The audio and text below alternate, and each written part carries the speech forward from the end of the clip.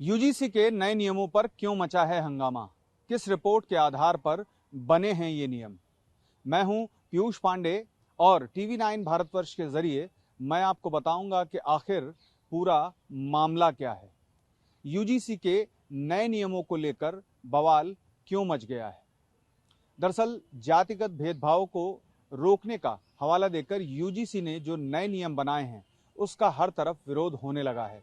University से लेकर कॉलेजों तक और सड़कों तक भी इसके विरोध के स्वर सुनाई देने लगे हैं।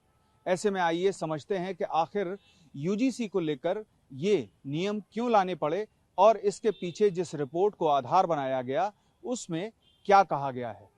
यूनिवर्सिटी ग्रांट कमीशन यानी यूजीसी ने 2026 में नए नियम बनाए हैं जिसका नाम है promotion of equality in higher education institutions regulations 2026। ये नियम यूनिवर्सिटी और कॉलेजों में जातिगत भेदभाव रोकने के लिए बनाए गए हैं।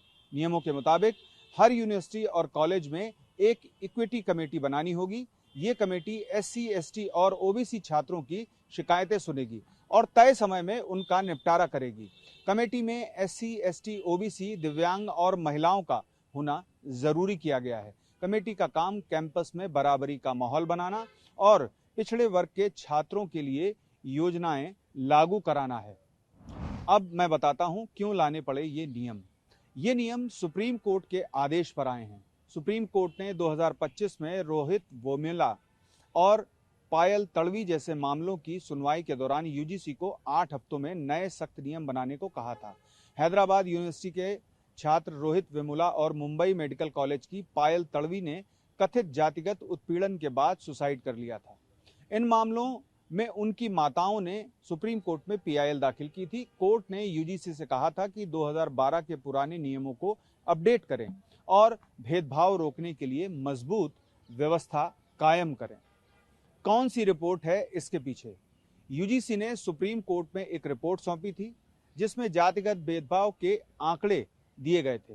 रिपोर्ट के मुताबिक उच्च शिक्षण संस्थानों में जातिगत आधारित भेदभाव की शिकायतें 2017-18 में 173 थी, जो 2023-24 में बढ़कर 378 हो गई। यानी 5 साल में इसमें 118.4% बढ़ोतरी हुई। ये आंकड़े यूजीसी के अपने डेटा के थे जो पार्लियामेंट कमेटी और सुप्रीम कोर्ट को दिए गए। शिकायतों में 90% से ज्यादा का निपटारा हुआ, लेकिन पेंडिंग केस भी बढ़े। 2019-20 में 18 से 2023-24 तक करीब 80 केस सामने आए।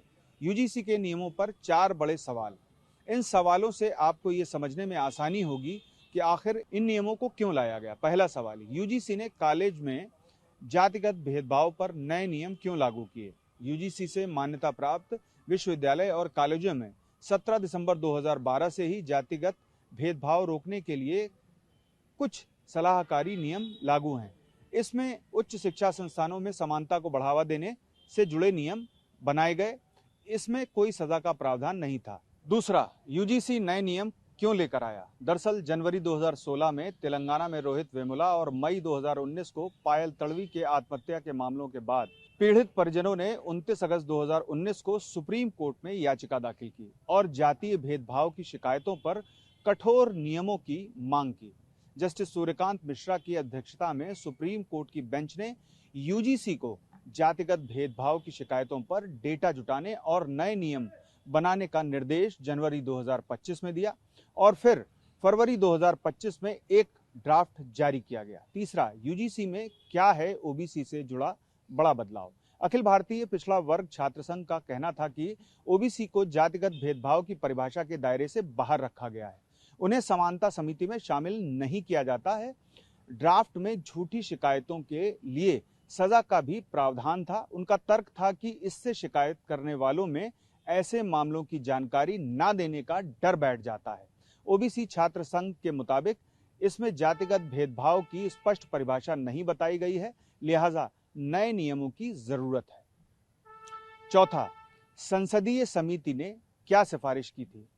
शिक्षा, महिला और युवा मामलों की संसदीय समिति ने 8 दिसंबर 2025 को ड्राफ्ट की समीक्षा कर केंद्र सरकार को सिफारिशें पेश की थी। कांग्रेस अध्यक्ष दिग्विजय सिंह की अध्यक्षता वाली समिति ने जातिगत भेदभाव की परिभाषा को स्पष्ट करने और समानता समितियों में ओबीसी सदस्यों को शामिल करने की सिफारिश की। यूजीसी ने ड्राफ्ट में संशोधन कर 13 जनवरी 2026 को नए नियमों को अधिसूचित किया और इसके बाद से यूजीसी की मान्यता प्राप्त सभी कॉलेज और विश्वविद्यालयों में नए नियम लागू हो गए।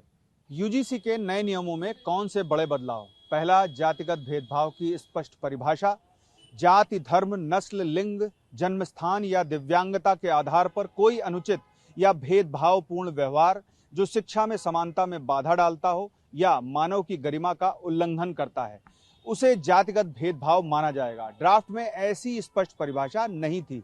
दूसरा, अन्य पिछड़ा वर्ग को शामिल किया। जातिगत भेदभाव की परिभाषा में अब SC/ST के साथ साथ अन्य पिछड़ा वर्ग यानी ओबीसी छात्र भी शामिल किए गए हैं। पहले ओबीसी छात्रों को शामिल नहीं किया गया था। तीसरा, झूठी शिकायतों पर सजा नहीं। ड्राफ्ट में झूठी या दुर्भावनापूर्ण शिकायतों के लिए जुर्माने या सस्पेंड करने का प्रावधान था, लेकिन अधिसूचित नियमों में इस प्रावधान को हटाया गया है। शिकायतों का निपटारा कैसे होगा? दरअसल शिकायतों के निपटारे की प्रक्रिया के 4 पहलू हैं, जिनके तहत विश्वविद्यालय या कॉलेज इस पर कदम आगे बढ़ाएंगे। पहला है समान अवसर केंद्र यानी EOC। हर विश्वविद्यालय या कॉलेज में SC/ST या OBC छात्रों को सलाह देने और भेदभाव संबंधी शिकायतों का निपटारा करने के लिए एक समान अवसर केंद्र होगा।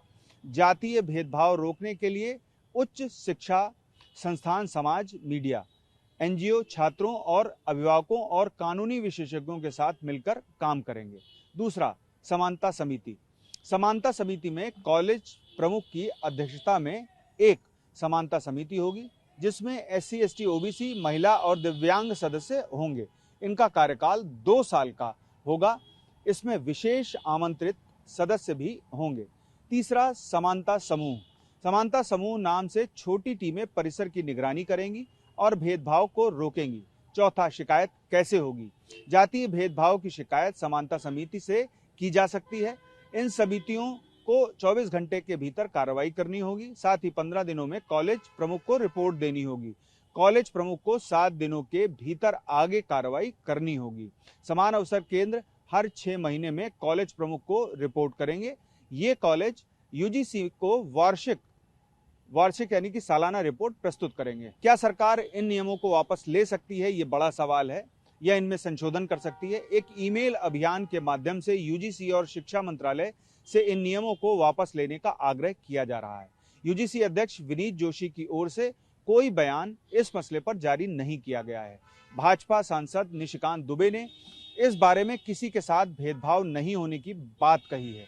विशेषज्ञों का कहना है कि किसी भी नियम या कानून का दुरुपयोग रोकना जरूरी है। सरकार के पास नियमों में संशोधन या उन्हें वापस लेने का पूरा अधिकार है। संविधान के अनुच्छेद 21 और 19 के तहत स्वतंत्रता, समानता का अधिकार सबके लिए है। यूजीसी के नए नियमों को लेकर के आखिर इतनी हाय तौबा क्यों मची हुई है? दरअसल ये नियम जातिगत भेदभाव को रोकने के मकसद से लाए गए हैं, लेकिन सामान्य वर्ग की जाति के लोगों ने इसका विरोध करना शुरू कर दिया है। उनका कहना है कि भेदभाव तो सामान्य वर्ग के छात्रों के साथ भी होता है। ऐसे में ये नियम समानता के अधिकार का उल्लंघन है। दूसरा, शिकायत फर्जी होने के प्रावधान को हटाए जाने का कोई उचित स्पष्ट कारण नहीं बताया गया। अब यूजीसी के इन नियमों को लेकर बवाल इतना बढ़ता जा रहा है कि सवर्ण जातियों ने आंदोलन करने तक की धमकी दे डाली है। इतना ही नहीं, इन नियमों के विरोध में बरेली के SDM अलंकार अग्निहोत्री ने अपने पद से इस्तीफा तक दे दिया है। और तो और भाजपा में भी कई नेता अंतर विरोध कर रहे हैं, जो भविष्य में खुलकर सामने आ सकते हैं। मौजूदा स्थिति ये है कि इन नियमों को 13 जनवरी से लागू कर दिया गया है और विरोध लगातार देश में बढ़ रहा है। जब से ये नियम आए हैं तब से ही सड़कों से लेकर सोशल मीडिया पर इसे लेकर बहस हो रही है। सामान्य वर्ग की मांग है कि इन नियमों को वापस लिया जाए, जबकि दूसरा पक्ष दलील दे रहा है कि जब आप जातिगत भेदभाव नहीं करते हैं तो आखिर डर क्यों रहे हैं। सुप्रीम कोर्ट में भी 1 दर्जन से ज्यादा याचिकाएं और आवेदन दाखिल हो चुके हैं, जिन पर जल्द सुनवाई की मांग को लेकर याचिकाकर्ताओं के वकील प्रयास कर रहे हैं। पीयूष पांडे, TV9 भारतवर्ष, नई दिल्ली।